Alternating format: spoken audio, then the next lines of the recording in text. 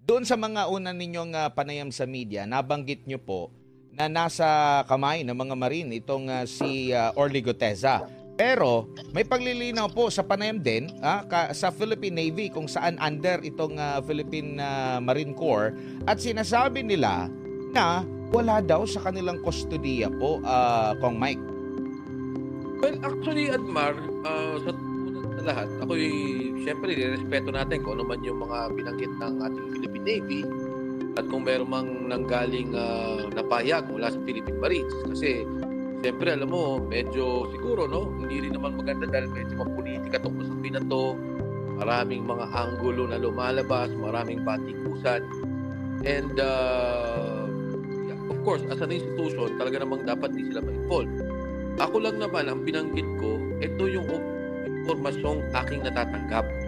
Ito yung impormasyon na nare-relay sa akin. Dahil hindi naman ako direct contact kay Sergeant Guteza. Bagamat ganun, sa akin naman palagay, hindi naman ito usapin ng bring me, di ba? Sa party, di ba? Bring me this, bring me that. Hindi naman ganito itong contest eh. Ang akin is, may sinabi si Sergeant Guteza, kung batay doon, nakikita lang may kahalagahan at dapat pang-imbestigahan, sa akin palagay, dapat yun ang tingnan nila. At kung meron man na kailangan na paglilinaw pa si Sergeant Guteza, kung nais lang patawag, ako, ang aking paniwala, nandiyan naman doon sa kanyang affidavit, yung kanyang lisensya, nandun yung kanyang address. Siguro, magandang ipadala doon din sa Philippine Marines, kung sakali man. Bagamat hindi maaaring wala sa kustodya nila, pero naniniwala naman ako na maaari nilang patunton. Kasi kung ako talaga, Admar, hindi ganun kadiri sa akin. Maraming, hindi direct ako siya nakakausap, hindi ko siya wala akong nakakausap sa kanyang pamilya. Hindi dumadaan din ako sa mga tulay na nagbibigay lang ng mga impormasyon o kung di kaya nagbibigay ng pahayag kung ano yung kanyang kondisyon. Ako naman kasi ang aking magmula ng Senate Committee presentation sa kanya, yun lang ang tanong ko kung kamusta siya, kung safe ba siya, kung okay ba siya. Siyempre yun naman ang ating unang kailangang bantayan para sa taong to dahil binanggit ko nga, Admar, sa lahat ng naging testigo dyan sa investigasyon, yang taong yan ang walang interes. Lahat ng lumabas sa investigasyon nila, may kinuwang pera, milyon-milyon, kasama sa kontrata, may hatian. Itong si Guteza talagang puro, walang pinagperahan to, hindi kasama sa sindikato to, hindi kasama sa usapan to. Yung kanya pananaw lang niya para sa bayan. Na nakikita niya, ito pala yung pera na dapat sa flood control, ito pala yung pera na sinasabi sa korupsyon, na nagugulat sila dahil napakalaking halaga ang nakikita nila sa bawat panahon.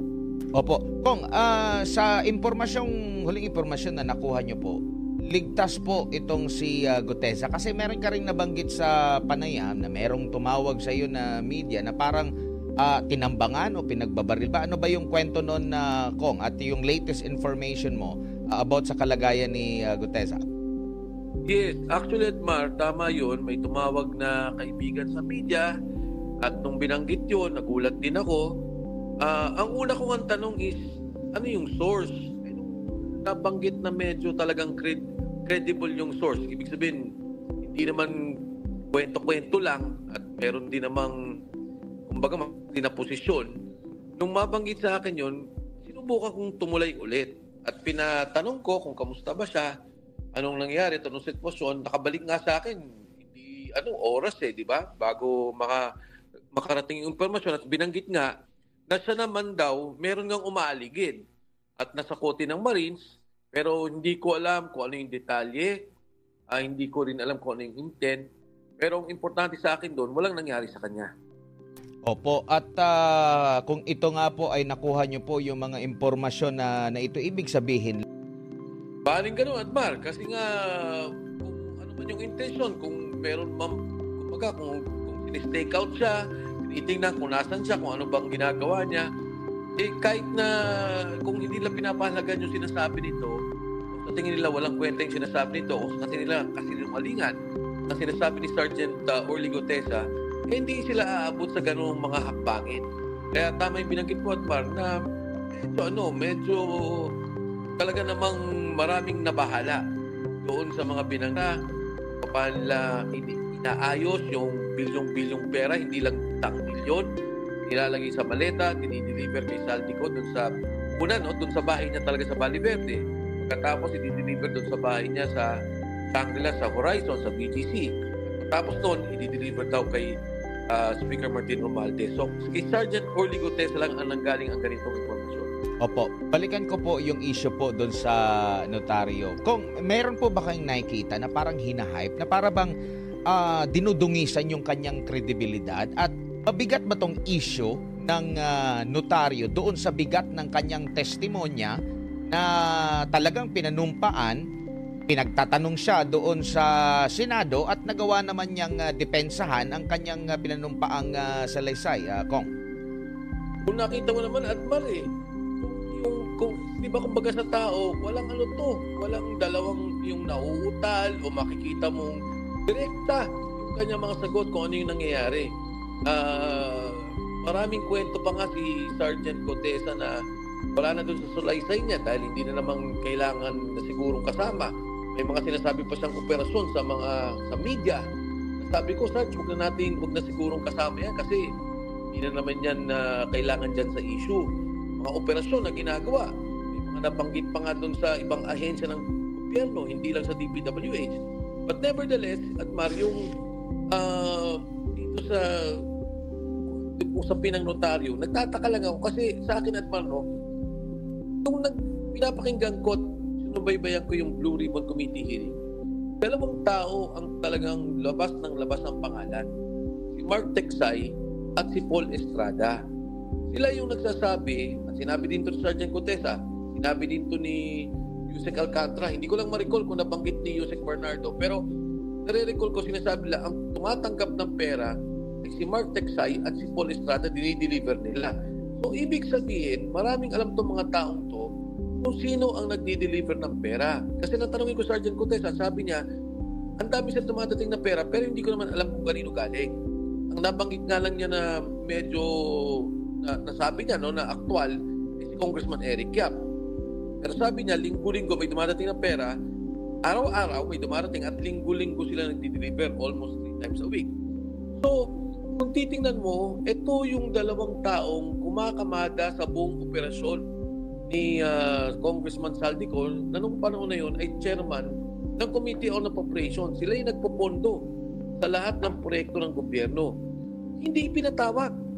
Walang ginawa. Tapos binanggit din ni Sergeant Gutesa, may 90 na personnel si Congressman Saldico na naka-assign. Marami doon ay ex-Marines, meron doon mga active na mga police, meron doon mga active na Air Force, or at least active mga aktibong sundalo under the Armed Forces of the Philippines. Wala din pinatawag. So nagtataka ako, bakit napupunta kay Gutesa na malito, yung notaryo, yung ganito? Di ba dapat kung nais talaga nating resolve itong problema at makita talaga natin kung ano ang punot dulo ng lahat, sundan natin yung sinasabi ni Sergeant Gutesa. Ngayon, kung sasabihin ng mga kasama niya, hindi totoo yan, o sinabi ng sinungaling ang sinasabi ni Sergeant Gutesa, pwede tayo magdebate. Pero ang importante, dito yung sinasabing kung ano nangyari. Para bang, sinabi ng tao, dito yung magnanakaw umakyat sa bakod na to, 3 po sila. Ang nakita ko itong taong to. Tapos ang tinatanong, paano kayo umakyat ng pader? Hindi naman kayo umakyat. Para bang nalihis sa issue ng ang nangyari, nagpunta sa detalye, wala namang connection, walang ibig sabihin sa buong kaso ng korupsyon at flood control projects.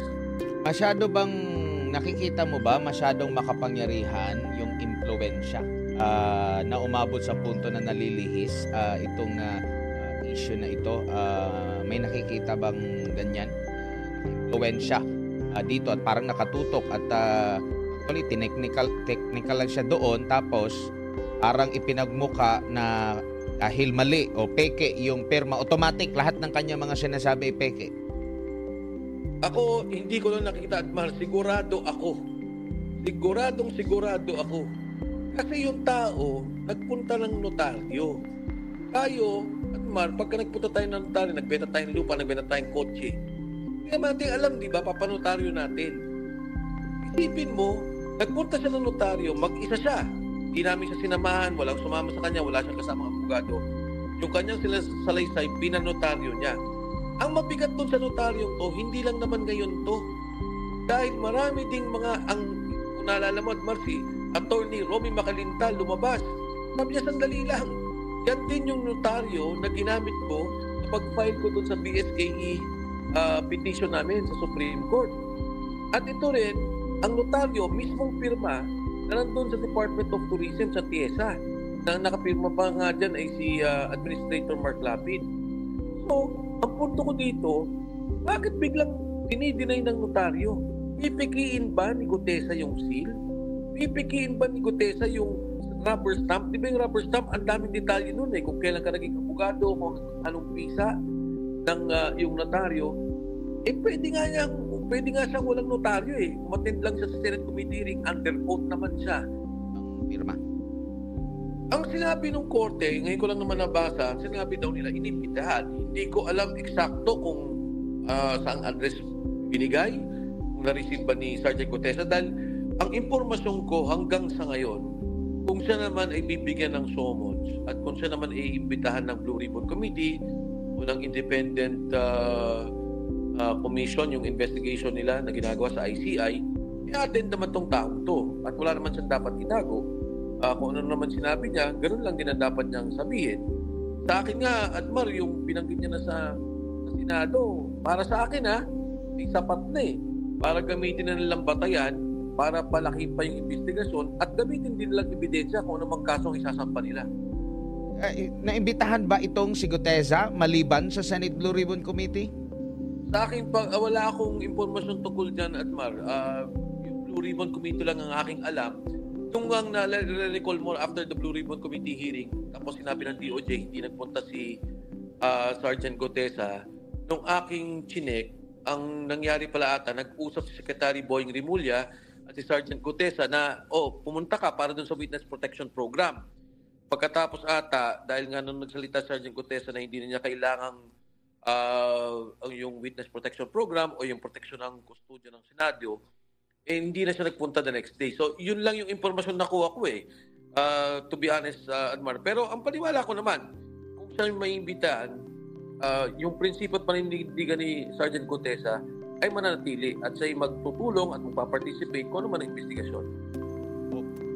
Parang ano po ba ito? Red flag, Kong Mai? Kasi lahat ng mga nag-testimonya doon, kumbaga parang umusad yung ang investigation doon sa mga naging pahayag nila. Umabot nga sa punto na nakasuhan pa.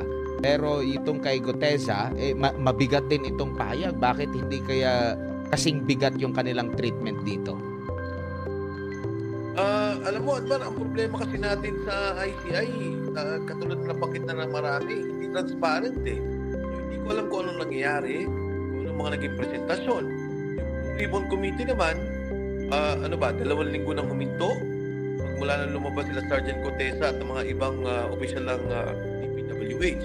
So, hindi natin malaman, pero alam naman natin, Adman, na ang mga taong bayan nagmamasid at naghihintay. Sa palagay ko lang, okay na yan. Nagumalaw na sila.